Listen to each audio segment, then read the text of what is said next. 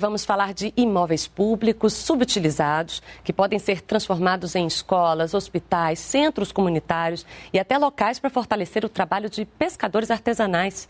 Esta é a proposta do programa Imóvel da Gente, uma iniciativa do Ministério da Gestão e da Inovação em Serviços Públicos que busca democratizar o uso dos imóveis da União e garantir que eles cumpram uma função social. Para contar para a gente aí como esses imóveis são selecionados, quais são os critérios que definem as destinações e qual o impacto real desse programa na vida da população, a gente conversa agora com Carolina Stuck, ela que é secretária de Patrimônio da União. Bom dia, secretária. Obrigada pela participação aqui no Brasil em Dia. Bom dia a todas as pessoas que nos assistem. Secretária, vamos falar desse programa Imóvel da Gente. Ele tem um impacto social enorme.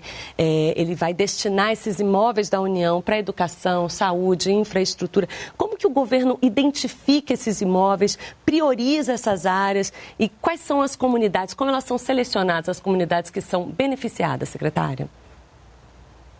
Bom, desde o início desse governo, o presidente Lula e a ministra Esther nos deram essa tarefa de buscar os imóveis que estavam ociosos, subutilizados. E esse levantamento, ele é feito tanto a partir dos dados que a gente possui aqui na gestão, de imóveis que geram altas despesas, que a gente já tinha planilhado, inclusive por orientação dos órgãos de controle, da CGU, do TCU, mas também a gente trabalha ouvindo, através do diálogo, da participação social, então criando instâncias com os movimentos sociais, com os movimentos de moradia e sabendo aí quais são, quem vive nos territórios e que percebe que há imóveis da União que não estão aí cumprindo a sua função social e ambiental, e também a partir das demandas dos municípios, das prefeituras, dos governos estaduais que também nos demandam a utilização desses imóveis. Então,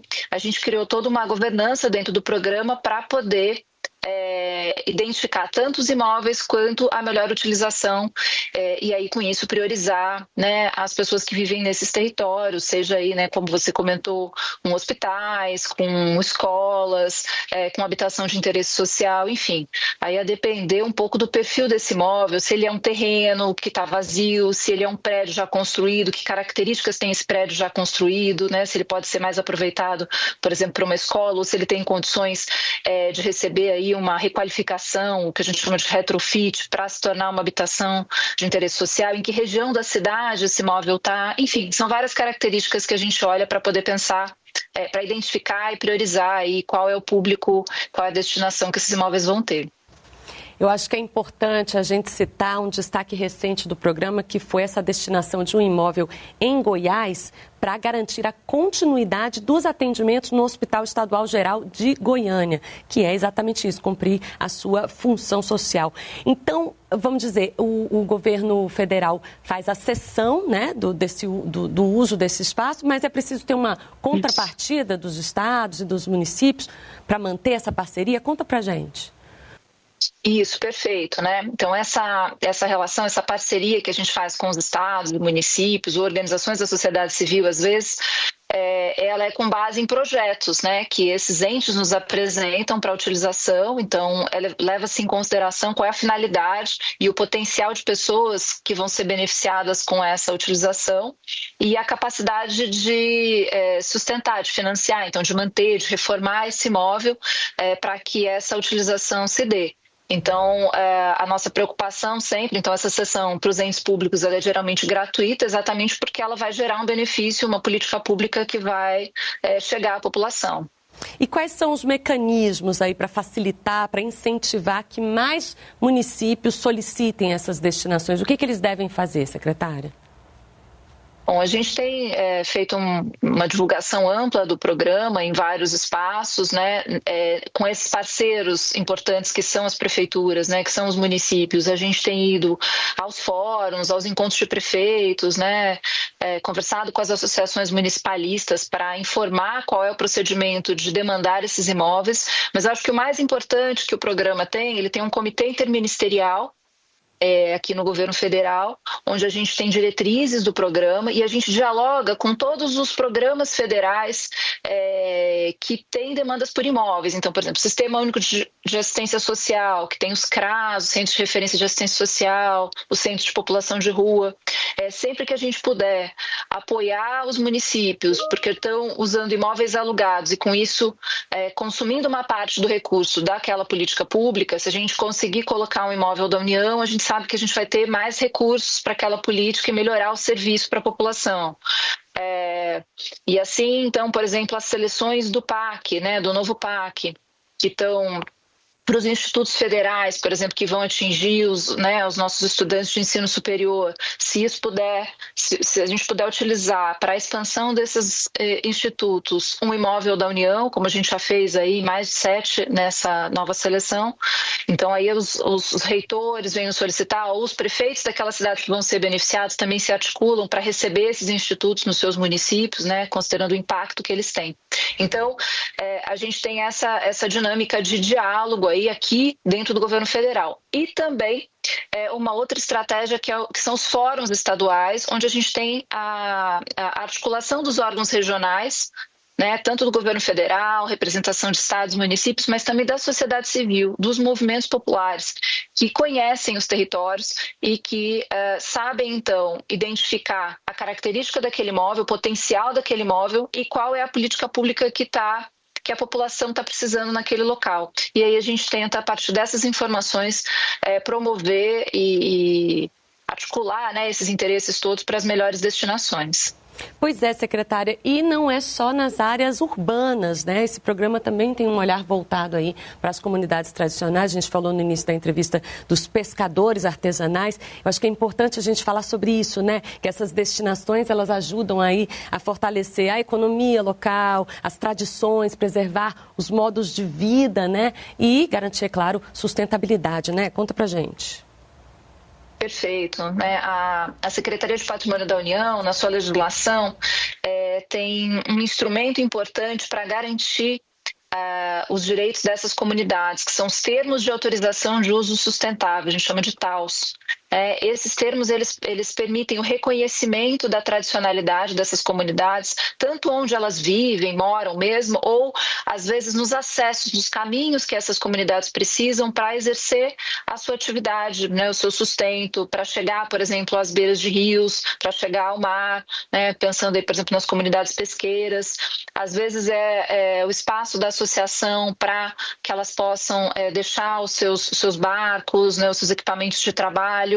Enfim, então existe essa preocupação de que várias áreas da União, elas são direito dessas comunidades tradicionais e que isso precisa ser preservado também. Então a gente também utiliza esses instrumentos, esses contratos que a SPU tem, no caso esse TAUS, né, esse termo, para poder garantir direito dessas comunidades.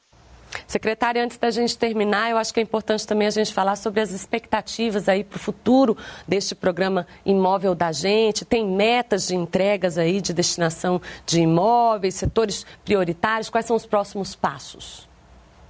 Bom, acho que os próximos passos agora a gente já conseguiu em 2023, 2024 mais de 850 imóveis, né, destinados, beneficiando aí cerca de 400 mil famílias. É bastante, mas ainda a gente acha que é pouco, a gente acha que tem um potencial de atingir mais famílias. E a gente tem trabalhado muito nos indicadores do programa, né? Porque quando eu falo em imóveis, eu posso estar falando de uma área muito pequenininha e posso estar falando de uma área gigante. Então, quando eu falo das áreas que vão para a reforma agrária, eu estou falando em hectares, né? Eu não vou nem falar em metros quadrados, mas às vezes eu estou falando de um edifício. Então, a gente tem trabalhado muito nessa questão das metas, mas trabalhando indicadores de famílias beneficiadas, e aí, pensando aí nos setores prioritários que você perguntou, habitação de interesse social. Então, a gente tem trabalhado muito em parceria com o Ministério das Cidades, com o programa Minha Casa Minha Vida, e a regularização fundiária. E aí, trabalhando com a Secretaria de Periferias, também no Ministério das Cidades, na lógica de titular famílias que historicamente já vivem nesses territórios e que já têm direito a essas áreas. Algumas delas, basta a titulação. Em outras delas, a gente precisa entrar com obras de urbanização ou, às vezes, até remover famílias que estão em situação de risco e serem realocadas, né, próximos àqueles locais. Eu acho que essas são as grandes prioridades, mas também a gente tem trabalhado muito com os editais do novo PAC. Então, eu comentei sobre os institutos federais, os pontos de cultura, as áreas para segurança alimentar, de abastecimento, restaurantes populares, enfim, a gente tem trabalhado em articulação com vários ministérios que estão aí com investimentos do governo federal, e quando a gente conseguir aportar esses imóveis também, a gente vai potencializar todas essas políticas. Maravilha. Secretária, rapidamente, antes da gente terminar, algum gestor público, municipal, estadual que queira entrar em contato direto com o Ministério para falar sobre o programa Imóvel da Gente, tem algum canal direto aí com vocês, um site, telefone? A gente tem sim, a gente tem um site, eu não tenho aqui um telefone em mãos, mas a gente tem um site do programa que já está aí no ar também, o site do Ministério da Gestão, a gente tem uma página específica sobre o programa Imóvel da Gente e lá tem, né, os canais, a gente tem aqui uma coordenação de atendimento dentro da Secretaria de Patrimônio da União, a gente tem aí também as nossas perguntas frequentes, a gente tem um folder do programa com QR Code, principalmente para os gestores que querem acessar e solicitar imóveis no nosso sistema de requerimento de imóveis, né, o CISREI. Então, depois a gente pode até passar aí para a produção e deixar esses contatos para vocês nos ajudarem a divulgar. Maravilha! Então você encontra tudo aí no site do Ministério da Gestão, gov.br/gestão. Muito obrigada, Carolina Stuck, secretária do Patrimônio da União. Eu agradeço imensamente os esclarecimentos e parabéns aí pelo programa. Super obrigada, bom dia. Bom dia.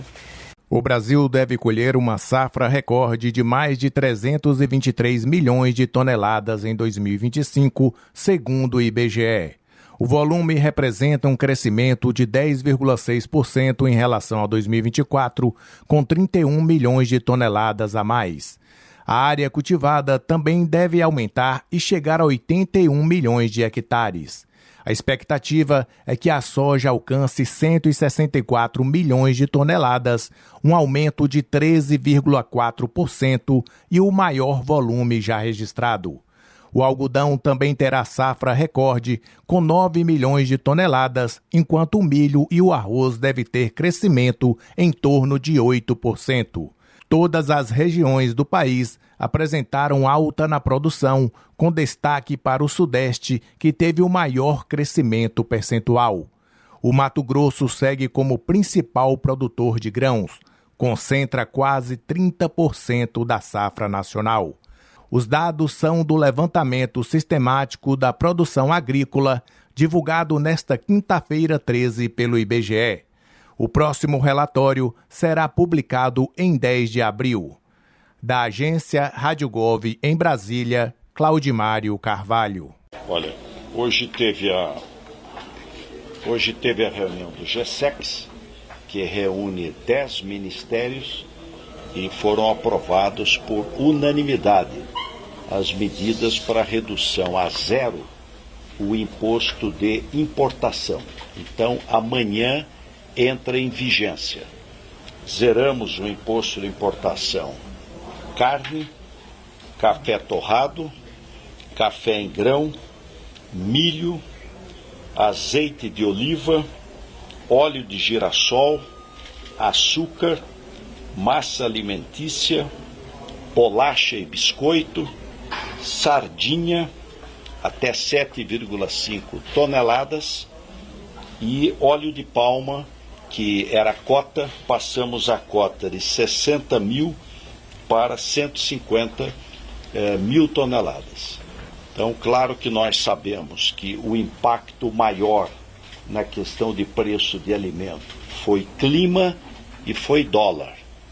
Mas o clima, a expectativa é muito boa.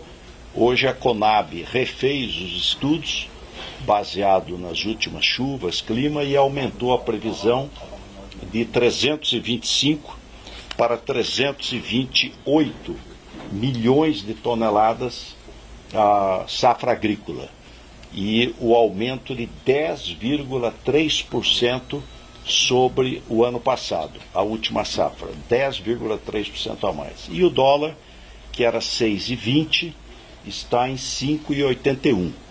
Então caiu também o dólar. Agora, são medidas emergenciais para reduzir imposto, para reduzir custo de alimento e ajudar nesse momento excepcional a reduzir a inflação, especialmente a inflação de alimentos. Presidente, na questão do corte do imposto para as carnes, isso vale para todas as carnes ou carne de porco não entra, carne de frango? Eu queria que o senhor detalhasse um pouquinho, por gentileza. Carnes desossadas. Então, o que eu entendi é que são todas. Bovino. Como? Marcela, por favor. A Marcela preside a Camex. Então, Marcela vai poder esclarecer, tirar as dúvidas aí de vocês. Então, só vou repetir a lista, então. 1. Carnes desossadas, de 10,8% para 0. Café torrado, 9 para 0. Café em grão, 9,2 para 0. Milho em grão, 7,2 para 0. Azeite de oliva, 9 para 0. Açúcar, 14,4 para 0. Bolachas, massas alimentícias, 14,4 para 0. Bolachas e biscoitos, 16,2 para 0. Sardinha, 32 para 0. Cota, 7,5 toneladas. Óleo de palma, só teve alteração de cota. Então, aumentou de 60 mil para 150 mil toneladas, a alíquota já era 0. Por quanto tempo? Não tem data definida.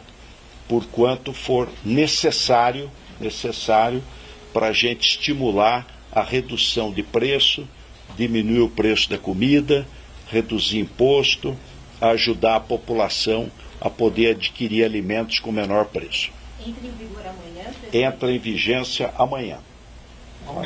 Publica, assina hoje, amanhã está em vigência.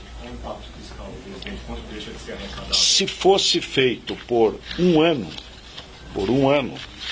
seria 600, se vigorasse por um ano, vou achar o meu número aqui,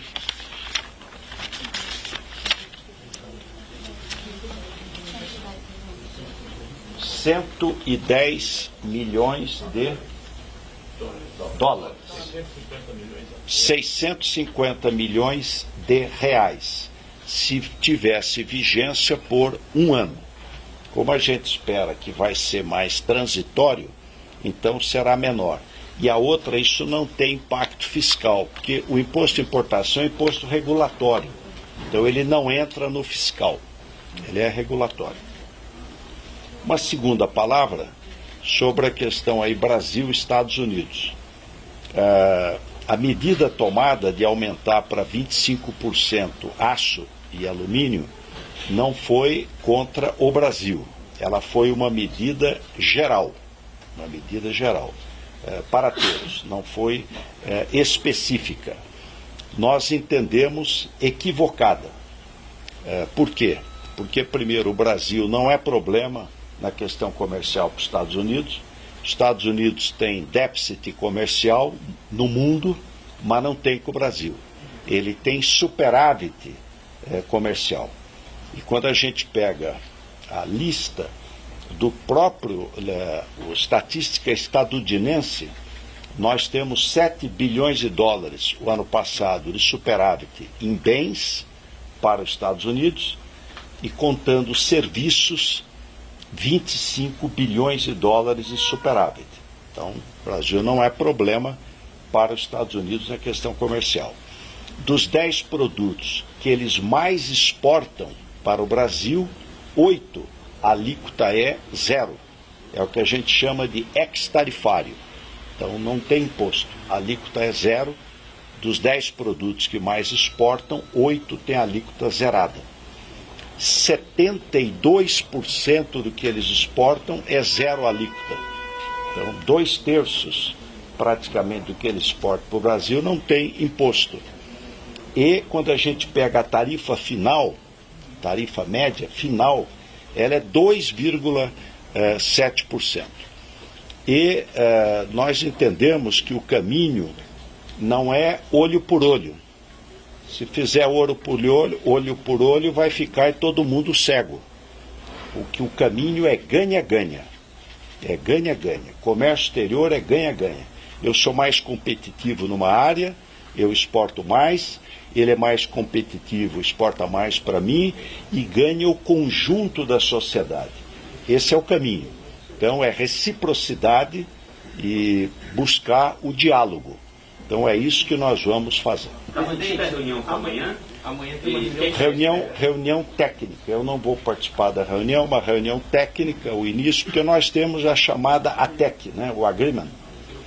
É um acordo de cooperação técnica e econômica Brasil e Estados Unidos.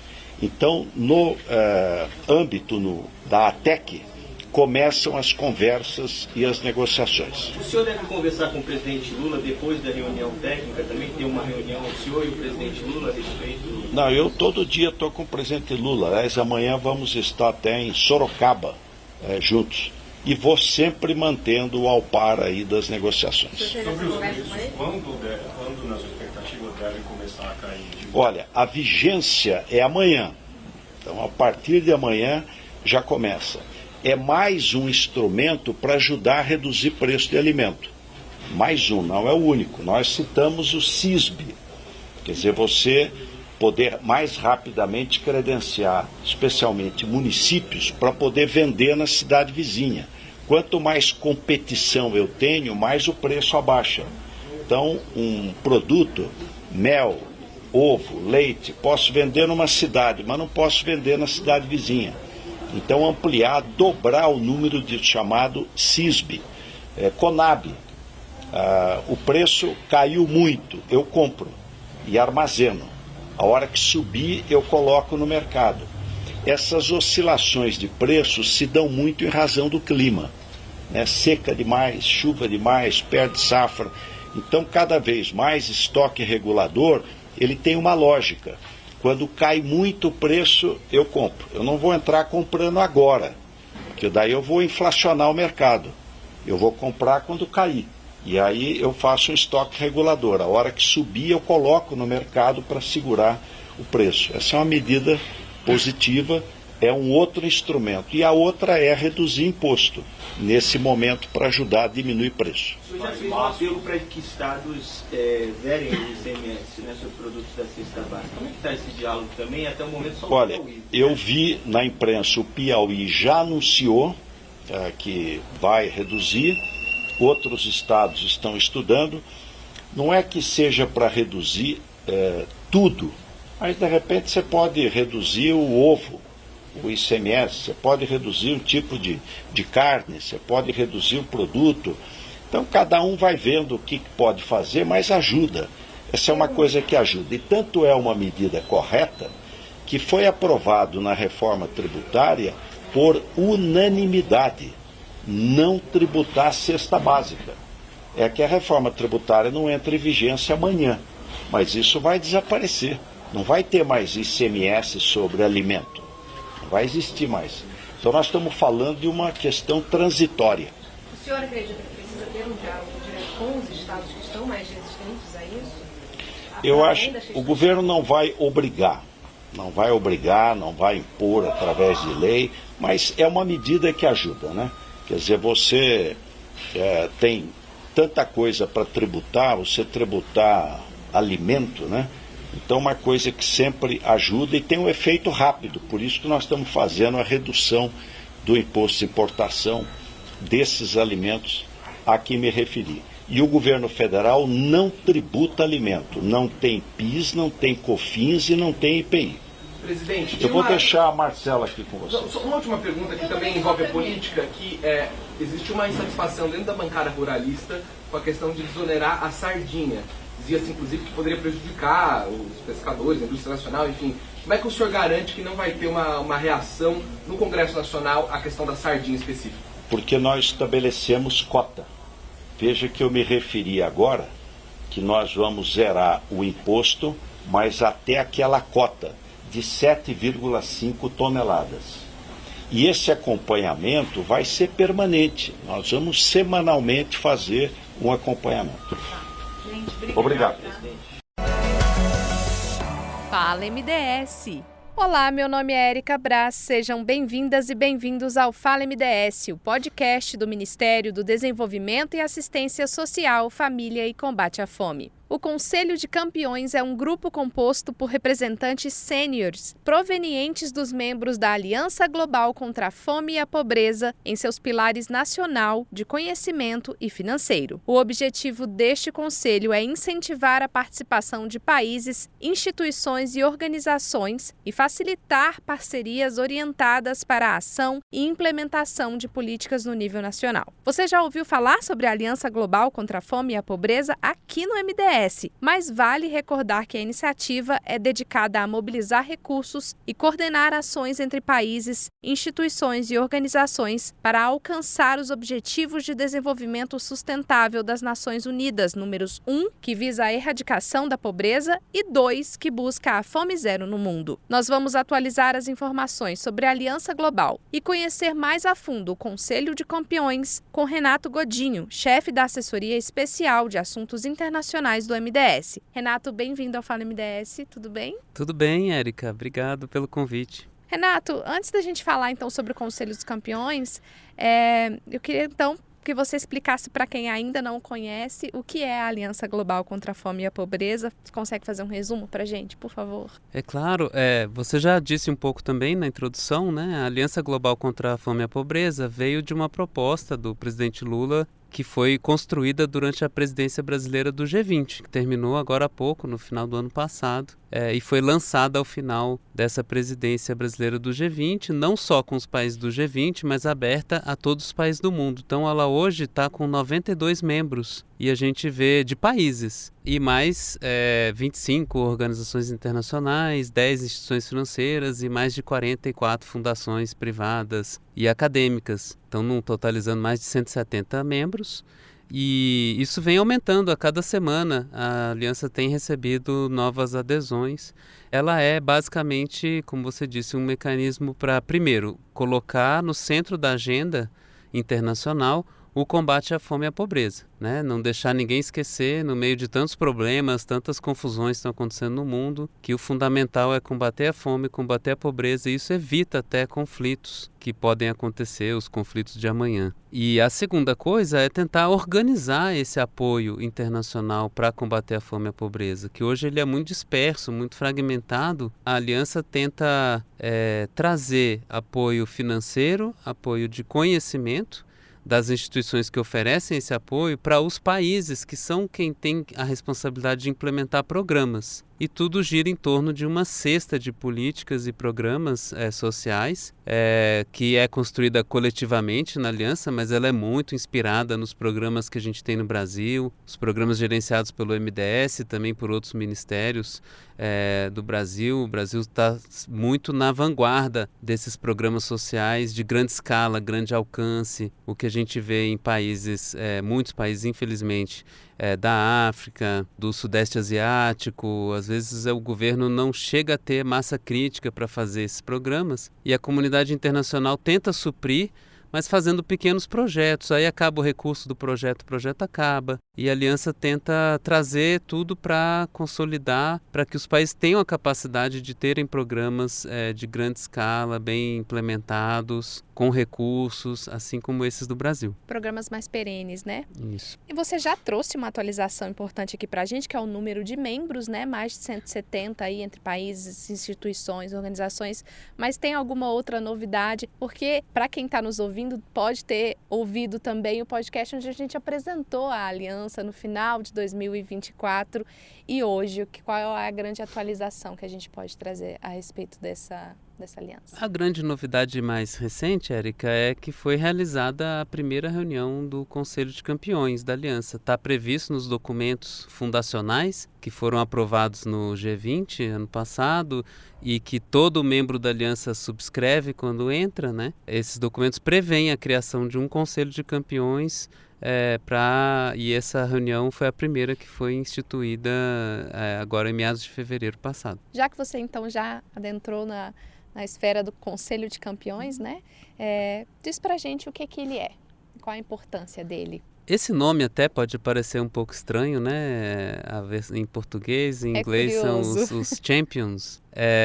Ele é basicamente um conselho que, de um lado, vai fazer a supervisão do funcionamento da aliança. Mais que isso, né, é um conselho que pode ter até 25 países e até 25 organizações, né, que não são países, organizações internacionais de vários tipos. Então, se a aliança tem 170 membros hoje, o conselho tem no máximo 50, que é um grupo que vai estar lá mais por dentro, mais envolvido, e são representantes que são nomeados, né, não é só o país, é também a pessoa dentro daquele país, que são pessoas que têm que estar num posicionamento alto de conseguir influenciar as decisões em seus países e suas organizações. E o papel deles, né, eles são os campeões da aliança. Então, assim, quando a aliança tentar fazer aquilo que a gente conversou, por exemplo, consolidar ali uns projetos, né, pega, por exemplo, a FAO, o Programa Mundial de Alimentos, está fazendo um projeto, sei lá, em Serra Leoa, e aí tem uma dificuldade que precisa trazer mais financiamento, e o financiamento está demorando a sair de um país doador, Reino Unido. Então, a aliança vai chamar esse Conselho de Campeões, alguns deles que estiverem na posição para isso, para ajudar a destravar obstáculo,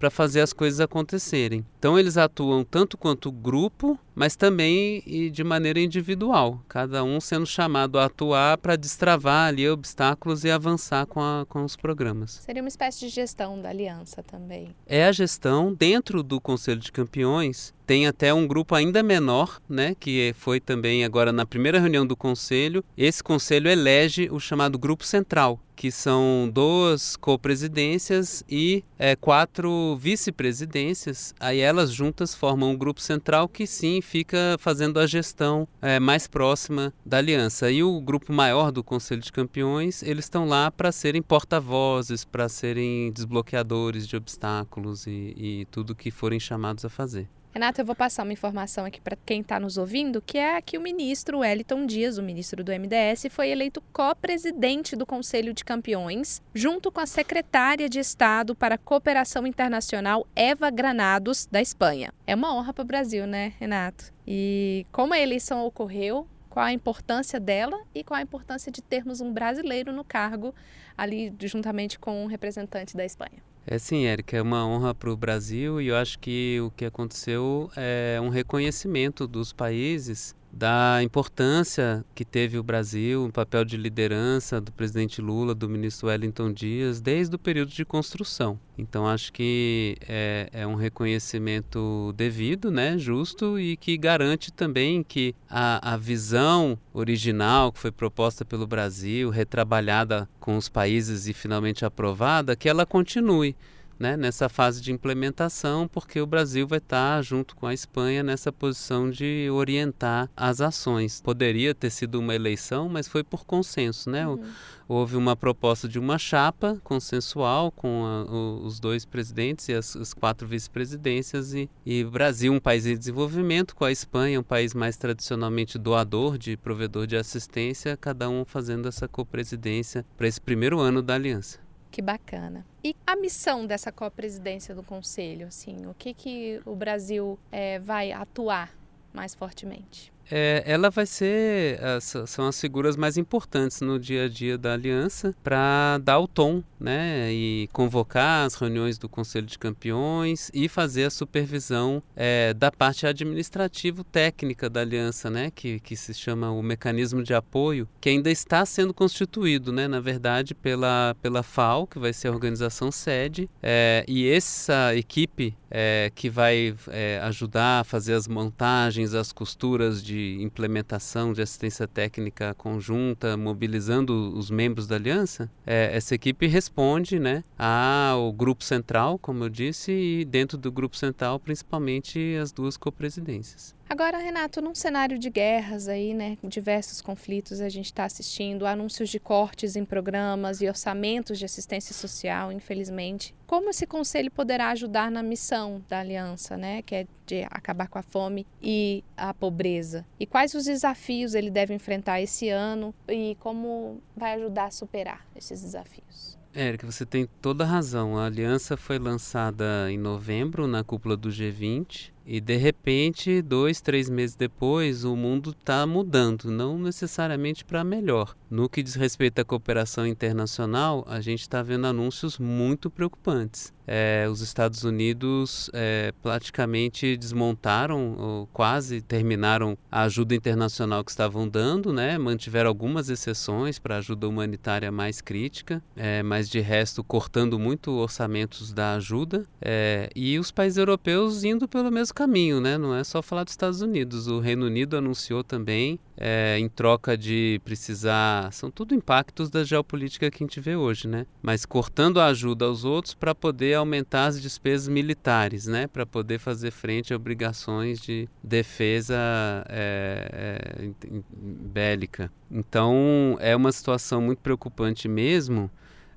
Até porque a aliança está lá para melhor direcionar a ajuda. Agora vai ser uma ajuda cada vez menor, com problemas cada vez maiores. O ministro Wellington Dias, na mesma semana em que foi eleito, ele também falou no Conselho de Governadores do FIDA e deu uma mensagem importante, que se tem uma hora que se a aliança já era necessária, agora ela ainda é mais necessária. Porque se são menos os recursos, eles têm que ser usados melhor. Então, não dá mais para a ajuda internacional ficar desperdiçando recursos com esses projetos dispersos que eu falei. É a hora de reinventar essa cooperação e trabalhar melhor com os governos. Porque é o governo que recebe essa ajuda que vai ser capaz de levar esse programa para frente, né? Não dá mais para esperar que a ajuda fique pagando tudo pelo país. Cada país vai ter que fazer os seus programas, vai ter que financiar os seus programas. Então, o que a cooperação precisa fazer é dar condições para esses países fazerem isso e não fazer por eles. Essa é a grande missão. O Conselho de Campeões,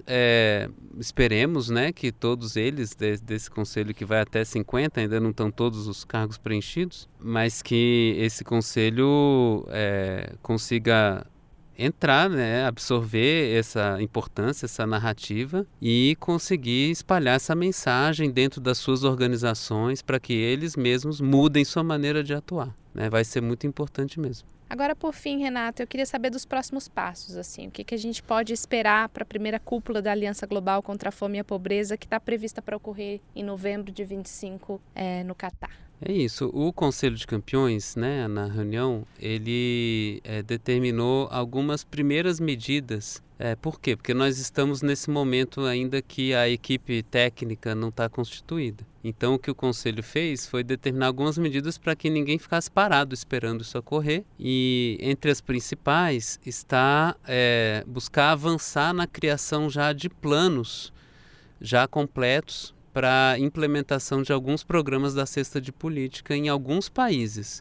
Como não tem capacidade para abordar todos os países de uma vez, né, que poderiam ser beneficiados, a ideia é escolher agora alguns para já criar um aprendizado de como essa abordagem pode funcionar, como que a gente junta parceiros, como que a gente junta os países e junta o compromisso político de um país, por exemplo, de fazer um programa de transferência de renda como o Bolsa Família, ou um programa de alimentação escolar, um país que não tinha ou tinha só numa província, agora eu quero pôr no meu país inteiro. Então você quebra, quanto tempo, quanto vai custar e quem que poderia ajudar com assistência técnica, quem que poderia ajudar no começo do financiamento, quem que poderia montar os sistemas de pagamento e assim por diante. Então a ideia é para ter alguns planejamentos para alguns países, testar o caminho, né, dessa maneira e chegar nessa cúpula que você mencionou, que vai ser feita no Catar, dia 3 de novembro. É a primeira vez que depois do lançamento da aliança podem vir os chefes de Estado depois para rever o que ocorreu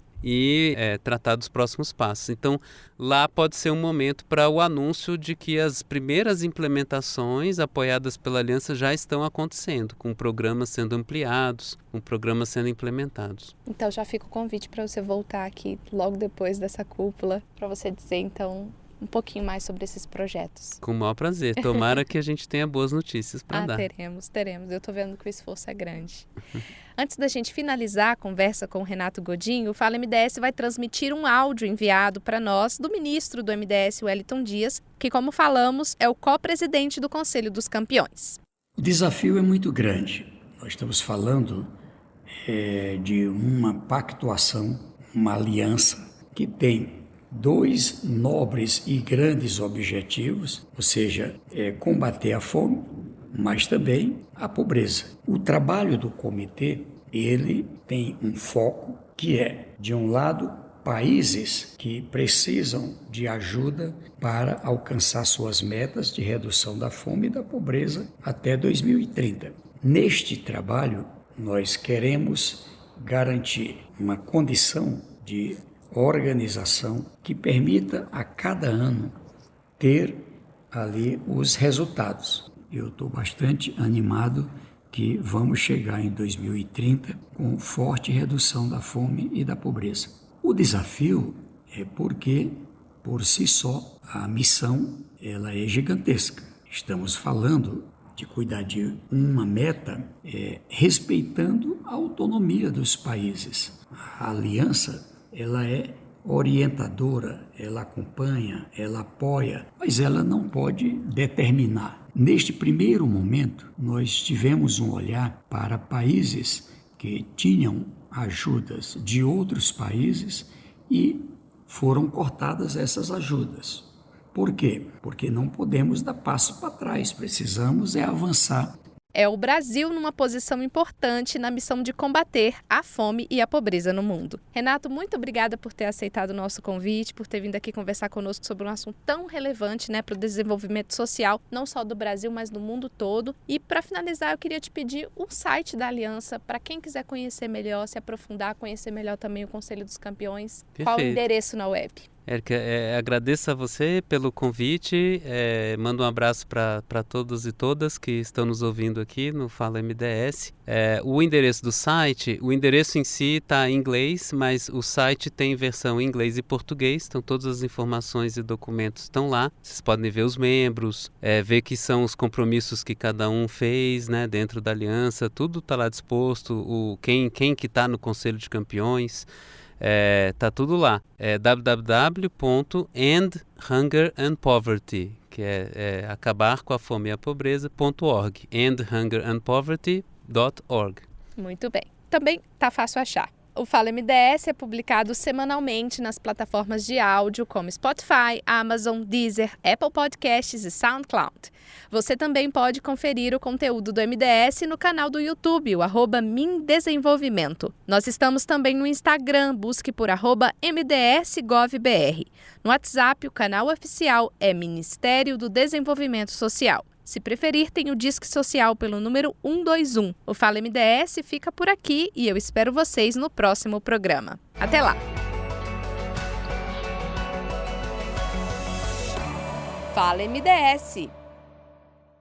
O sinal de internet 5G já está disponível em 895 municípios de todas as regiões do Brasil. O número é do Ministério das Comunicações, divulgado nesta quinta-feira. A expansão faz parte do novo Programa de Aceleração do Crescimento, do Governo Federal. De acordo com o Ministério, o objetivo é levar o 5G para os mais de 5.500 municípios do país. O programa também prevê a expansão do 4G em 6.800 distritos, vilas e áreas rurais. Atualmente, o Sudeste lidera a cobertura do 5G, com 350 municípios atendidos, seguido do Sul, Nordeste, Centro-Oeste e Norte.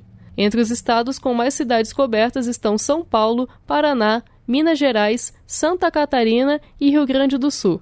Mesmo com o avanço, os municípios ainda precisam ser avaliados pela Anatel, a Agência Nacional de Telecomunicações, para garantir que o serviço atenda aos padrões de qualidade exigidos. O governo federal espera que o eixo de inclusão digital do novo PAC leve internet mais rápida para escolas públicas de educação básica, serviços de telemedicina e regiões com pouco acesso à conexão. Com supervisão de Ana Gabriela Salles, da agência Rádio Gov, em Brasília, Estefânia Lima. Notícias da Fazenda. Você bem informado sobre a economia do país. Uma parceria entre o Ministério da Fazenda e a Rede Nacional de Rádio. A Receita Federal divulgou nesta quarta-feira, 12 de março, as novas regras para a entrega do Imposto de Renda Pessoa Física em 2025. Agora, o cidadão conta com mais uma plataforma para facilitar a entrega da declaração, o Meu Imposto de Renda. O responsável pelo programa do Imposto de Renda 2025, o auditor fiscal José Carlos da Fonseca, deu detalhes sobre as novidades para esse ano. A obrigatoriedade de entrega basicamente são as mesmas regras do ano passado, com alguns ajustes. Então, o primeiro ajuste é com relação ao limite que obriga as pessoas que recebem rendimentos tributários a declarar. Até o ano passado o limite era R$ 30.639,90 e passou esse ano para R$ 33.888.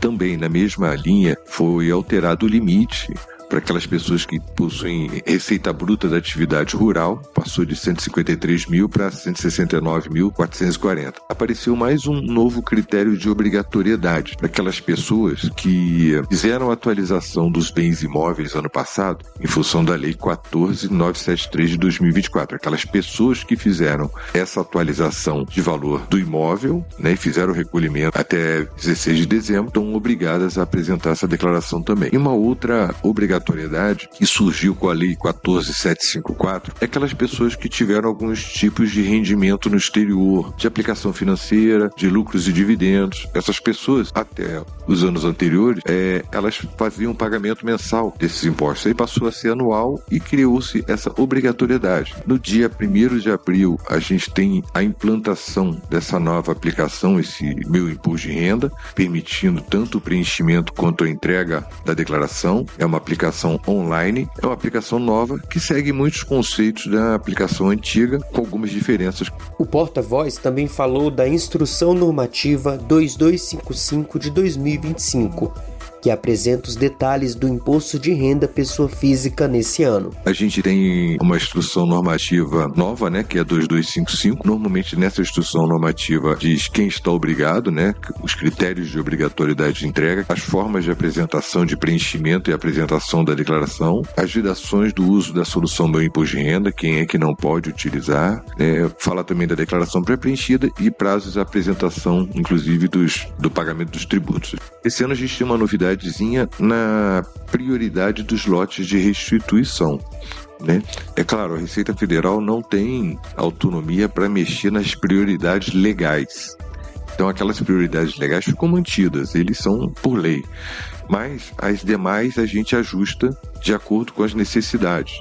Então, por exemplo, esse ano tem uma prioridade nova, abaixo das prioridades legais, que é para quem tanto optou pelo Pix para receber a restituição, quanto utilizou a pré-preenchida. Você ouviu as principais notícias da Fazenda, uma parceria entre o Ministério da Fazenda e a Rede Nacional de Rádio. A Operação Rodovida 2024/2025 chegou ao fim com um crescimento de 225% nas ações educativas. Mais de 3.000 atividades foram realizadas em 400 cidades do país. Os dados são do painel de monitoramento da operação, divulgado nesta quinta-feira pelo Ministério dos Transportes. Cerca de 360 mil pessoas participaram das iniciativas de conscientização sobre o uso de equipamentos de segurança e sobre a importância da direção responsável, promovidas pela Polícia Rodoviária Federal e pela Secretaria Nacional de Trânsito. A Operação Rodovida aconteceu entre dezembro do ano passado e março deste ano, nos períodos de maior movimento nas estradas, como Natal, Ano Novo e Carnaval. O foco foi reduzir acidentes. A PRF também intensificou a fiscalização em pontos estratégicos, combatendo infrações como excesso de velocidade e combinação de álcool e direção. A rodovia faz parte do compromisso do Brasil com a meta da ONU de reduzir em 50% as mortes no trânsito até 2030. Para mais informações, confira o painel de monitoramento completo em gov.br/transportes. Com supervisão de Ana Gabriela Salles, da agência Rádio Gov em Brasília, Estefânia Lima. A Cinemateca do Museu de Arte Moderna do Rio de Janeiro reabre nesta quinta-feira após reforma financiada pela Lei Paulo Gustavo.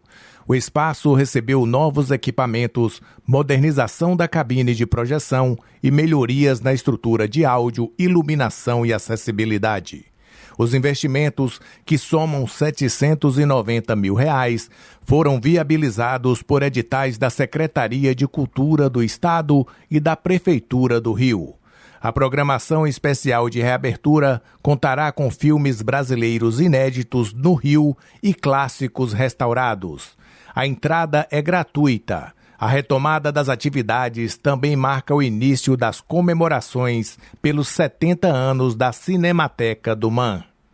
Da agência Rádio Gov em Brasília, Claudimário Carvalho. Boletim COP30, informações da Conferência da ONU sobre mudança do clima. O governo brasileiro decidiu que a cúpula de chefes de estados da COP30, a Conferência das Nações Unidas sobre Mudança do Clima, será antecipada e está prevista para acontecer nos dias 6 e 7 de novembro de 2025 em Belém, capital do estado do Pará. A decisão foi informada por Walter Correia, secretário extraordinário da COP30, que destacou a importância de realizar a abertura com mais tranquilidade e organização. Nós estamos tornando oficial isso, inclusive. Essa é uma decisão do Brasil. Fazer antes dá tempo a gente fazer uma reflexão um pouco mais com tranquilidade, sem a pressão da rede hoteleira, sem a pressão da cidade, e isso ajuda também a gente a organizar melhor a abertura oficial da COP sem grandes problemas. É por isso que a gente resolveu fazer antes do que se considera a abertura oficial da COP. A cúpula faz parte das atividades oficiais da conferência, que ocorrerá entre os dias 10 e 21 de novembro e colocará o Brasil no centro das discussões globais sobre mudança do clima. O governo federal, em conjunto com os governos do Pará e de Belém, trabalha para garantir infraestrutura e acomodações adequadas aos participantes durante os 11 dias de evento. Com mais de 400 anos de história, Belém é um importante centro cultural, econômico e logístico da Amazônia. O Brasil, na Conferência das Nações Unidas sobre Mudança do Clima, conforme carta da presidência brasileira da COP30, busca fortalecer o multilateralismo, conectar a sociedade civil e acelerar a implementação do Acordo de Paris, destacando a importância da cooperação internacional, da ciência e da conservação das florestas para combater a mudança do clima. De Brasília, com informações da COP30, Leandro Molina. Boletim COP30, uma parceria da Presidência Brasileira da COP30 com a agência Rádio Gov. Para mais informações, acesse cop30.br. O governo federal e o estado do Amazonas firmaram um acordo para transformar o antigo prédio da Receita Federal, no centro de Manaus, em moradias populares. A iniciativa, que une os programas Imóvel da Gente e Minha Casa Minha Vida, vai beneficiar 75 famílias de baixa renda. O edifício de 17 andares será requalificado para abrigar 128 unidades habitacionais. O projeto contará ainda com espaços comerciais no térreo para ajudar na manutenção do prédio. O investimento será de quase 18 milhões de reais, financiado pelo Minha Casa Minha Vida. Segundo informações, a ordem de serviço deve ser emitida em até 60 dias. A partir daí, a empresa responsável terá 18 meses para concluir as obras. De acordo com o governo federal, a expectativa é que o modelo possa ser replicado em outros estados e municípios. Da agência Rádio Gov em Brasília, Claudimário Carvalho. O programa Tarifa Social de Energia Elétrica oferece descontos de até 65% na fatura de energia para famílias de baixa renda. No caso de indígenas e quilombolas, o abatimento pode chegar a 100%. O programa tem apoiado famílias como a da costureira Marina Ribeiro, moradora de Santa Maria, no Distrito Federal. É da máquina de costura que ela tira o sustento dela e da filha com deficiência. Há 2 anos, Marina passou a receber o benefício da tarifa social de energia e comenta como isso ajuda no orçamento doméstico. Para mim, a diferença é muito grande. Qualquer 10, 20, 50 reais de desconto que vem na energia, para mim ajuda muito. Só no ano passado, o programa Tarifa Social de Energia Elétrica concedeu quase 6 bilhões e meio de reais em descontos nas contas de luz de consumidores de baixa renda. O benefício alcançou mais de 17 milhões de famílias em todo o Brasil. Em dezembro, o desconto médio concedido por família foi de R$ 32,25. A chefe de gabinete adjunta da Agência Nacional de Energia Elétrica, ANEEL, Lívia Maria Rage explica como funciona o desconto, que varia de acordo com o consumo. Eles recebem descontos a depender da faixa de consumo, né? Por exemplo, até 30 kWh mês de consumo, o desconto é de 65%. E para quilombolas e indígenas, esse desconto é de 100%. E à medida que essas faixas de consumo vão aumentando, os descontos se reduzem. Mas no fim do mês, o que o consumidor percebe é uma conta de energia menor. Para fazer parte do programa, a família precisa cumprir alguns dos seguintes requisitos: fazer parte do Cadastro Único para programas sociais do governo federal, com renda de até meio salário mínimo por pessoa. Entram também as famílias com renda total de 3 salários mínimos que tenha algum membro da família que faça uso de equipamentos elétricos para o tratamento de saúde.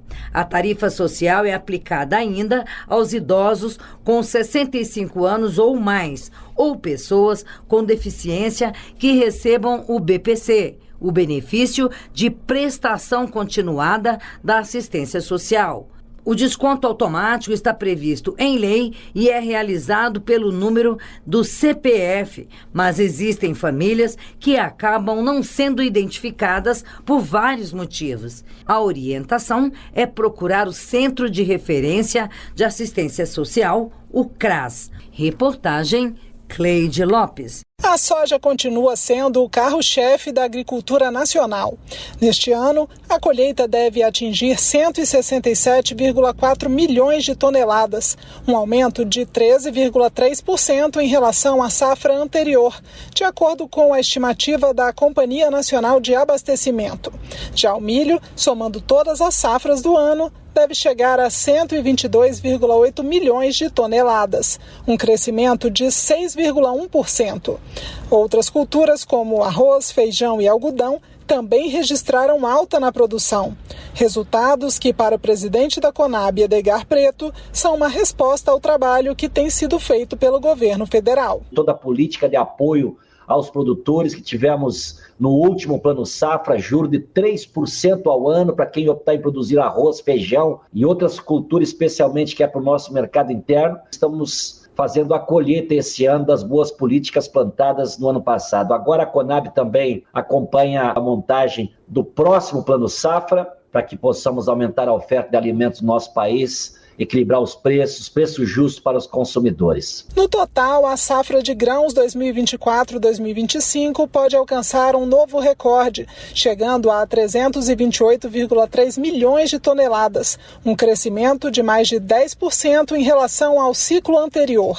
O resultado reflete um aumento na área plantada e a recuperação na produtividade média das lavouras. Um dos impactos diretos é a melhora no preço dos alimentos para os brasileiros. Com o aumento da oferta, a tendência é que os preços fiquem mais acessíveis para a população. De acordo com o engenheiro agrônomo e especialista em conjuntura econômica, Alberto Pfeiffer, toda a cadeia se beneficia. Mais produção, aumenta a oferta, reduz o preço, mais qualidade, produto melhor na mesa do consumidor. Quanto mais política pública favorecendo o produtor, vai favorecer o consumidor. Além de garantir o abastecimento interno, essa produção recorde fortalece o Brasil no mercado internacional, como destacou o professor de economia, Renan Silva. Essa safra também deve contribuir bastante com as exportações e a balança comercial brasileira e reafirma a posição do Brasil como um país ali que